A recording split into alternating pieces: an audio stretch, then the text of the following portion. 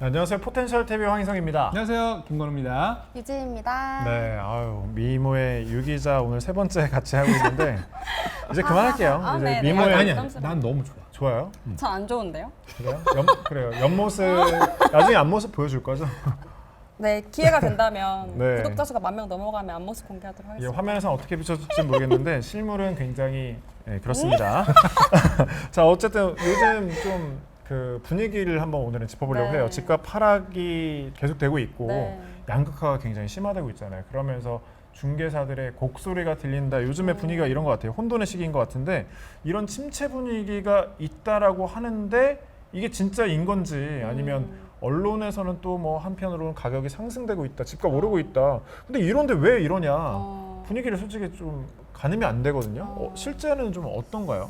실제로 보면요, 네. 이 한국공인중개사협회 자료에 따르면은 올해 1월부터 4월까지 이 공인중개사 폐업률이 5,341건. 되게 많죠. 어마어마하네. 5,341건. 네, 이 정도로 집계가 됐어요. 이게 같은 기간에 이제 개업사무소가 한 4,960건 정도인 걸로 비교를 하면 이게 거의 이제 폐업한 수가 한 350건 정도가 더 많은 거예요. 그래서 이거는 팩트죠. 네, 지금 점점 이렇게 폐업하는 수가 훨씬 많고 같은 기간 전년도 같은 경우에는 개업 수가 훨씬 많았었는데 1년 만에 지금 상황이 되게 뒤바뀌었어요. 사실 뭐 공인중개사 붐 이런 것도 일었었잖아요. 근데 상황이 굉장히 많이 지금 뒤바뀐 상황입니다. 네. 그거 있잖아요. 공인중개사 교육업체가 네. 상황이 되게 안 좋대. 지금요? 그래서 지금 사람 다 많이 내보내고 그리고 이제 원래 줬던 복지도 다 줄이고 지금 권고사직 중이래. 왜냐하면 시험은 시험이지만 결국에는 지금 공무원도 그렇고 공인중개사도 그렇고 뭐 그런 부분에서 이제 매출이 계속해서 낮아지는 거야. 그 또 하나 재밌었던 게 합격하면은 환불해준다. 뭐 그런 기사도 있었잖아.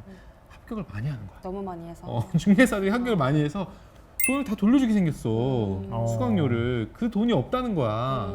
그래가지고 늦어지고 또 늦어지고 막 그러고 있대. 그리고 그때 이제 공인중개사가 좀 많이 양산이 되면서 사실 직업적으로 되게 많아지면 평균 소득이 좀 줄어들 수밖에 없잖아요. 그래서 그런 영향도 없지 않아 있을 것 같아요. 사실 한 2년 전까지만 해도 그런 기사를 많이 봤던 것 같은 공인중개사가 대박 많이 번다. 진짜 대박 많이 번다. 엄청 많이 번다. 근데 한편으로는 또 그런 것도 있잖아. 한 건만 해도 몇백이면 한 달에 내가 하나만 해도 나는 그냥 월급처럼 직장에 먹고 월급 사네? 버는데. 그렇게 느끼니까 아니 근데 이런 말 하기 전에 운영하고 있잖아요. 하고 있지. 하고 있지. 쉽진 않지만. 아니 그러면 현재 분위기가 어떤지 가장 잘 말해줄 수 있는 거 아니에요? 물론 이제 필드에서 좀 얘기를 네. 해주세요. 내가 중개사는 아니니까. 네네. 하지만 내가 현장에서 느끼는 건 뭐냐면 많은 사람들이 이 업을 떠나고 있는 건 맞아. 그러니까 단톡방이나 이런 거 보니까 폐업 혹은 뭐 중개사가 사실 자기 건물건 거래를 못 하거든. 왜요? 중개사 법에 의해서 자기 부동산 거래가 제한적이야. 그래서 자기 부동산을 자기가 뭐 이제 임대하거나 임차 이런 계약을 직접 하는 건 안 돼. 그러면 그 중개사들이 다른 중개사를 통해서 해야 되는 거예요? 해야 되는 거겠지. 친한 뭐 친분이 있겠지. 그건 뭐 그렇게 문제는 안 되겠네요. 네. 물론 이제 그 얘기를 왜 하냐면 중개사 사무소를 운영할 돈이 없어서 폐업을 많이 하는 게 사실이거든. 그리고 공인중개사는 무조건 사무실이 있어야 돼. 하려면.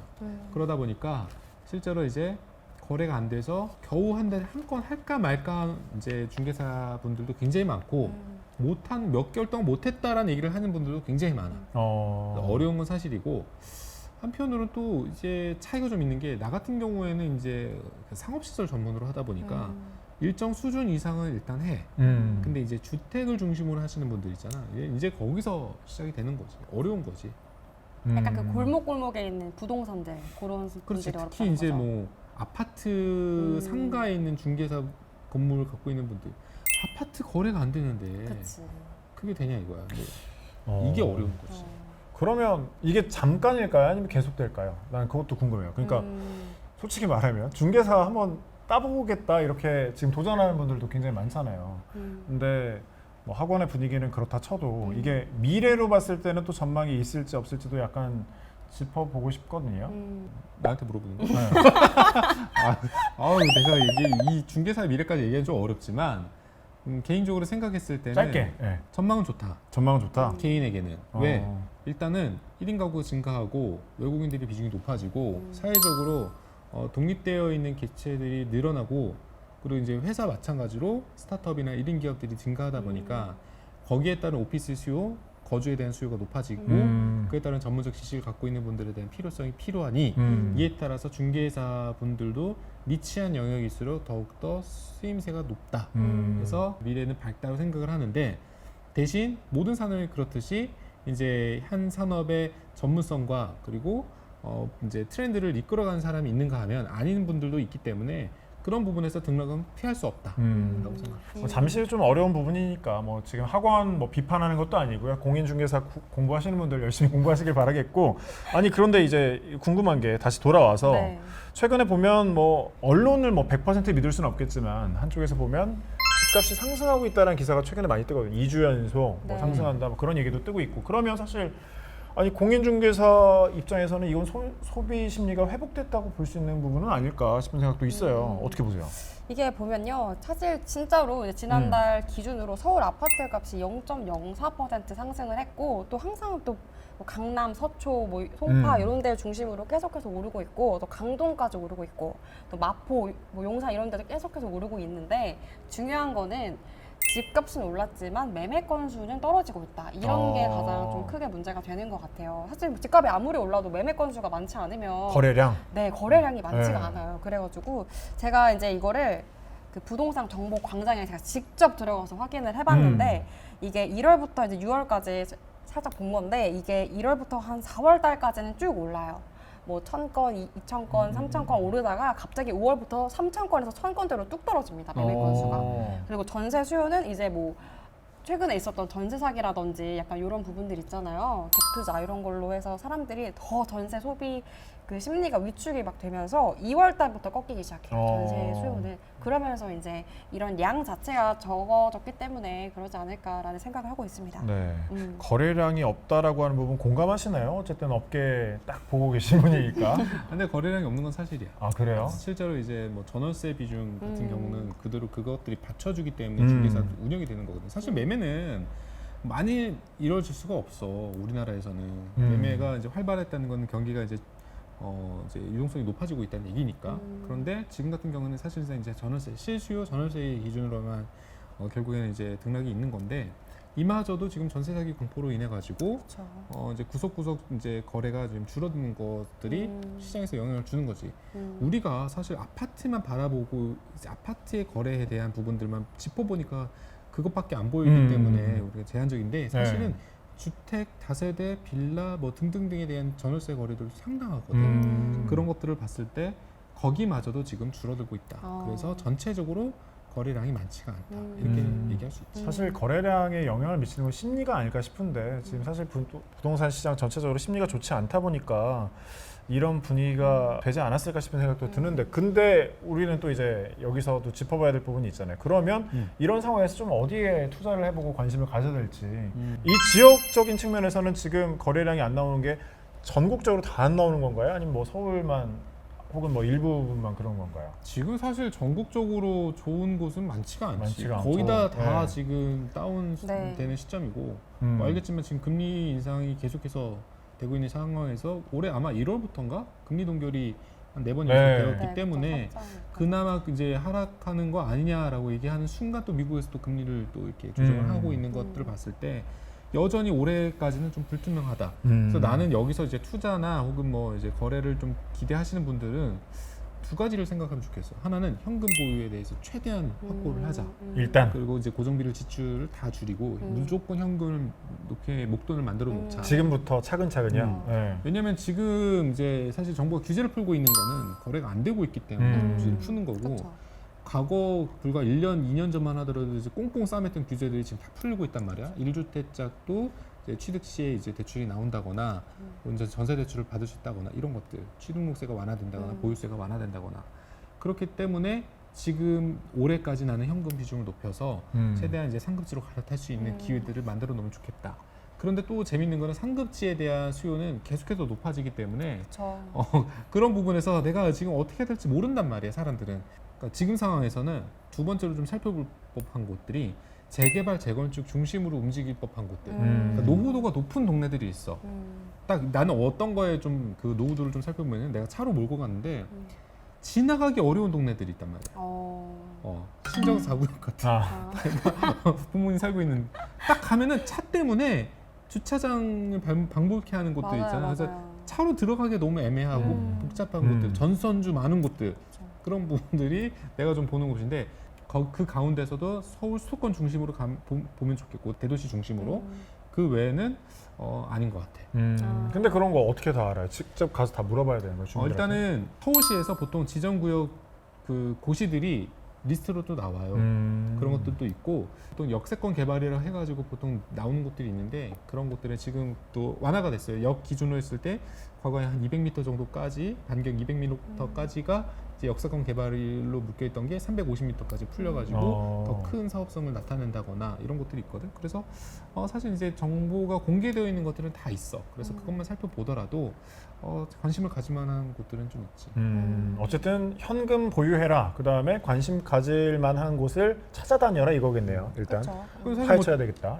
재개발 같은 경우에는 다세대 주택, 토지를 조금이라도 소유한 곳들한테까지 다 입주권이 나오는 경우가 있어. 그러니까 그런 부분에서 지금 빌라가 뭐 1억 5천에서 2억 미만이다 이러면은 어느 정도 수준의 현금 갖고 있는 분들은 투자할 만한 상황이거든. 그리고 투자해도 크게 그렇지 그 제재가 가하지 않아. 그래서 그런 거 눈여겨보면 어떨까라고 생각을 하는 거죠. 저도 사실 뭐 어디에 투자를 하긴 했어요 지금.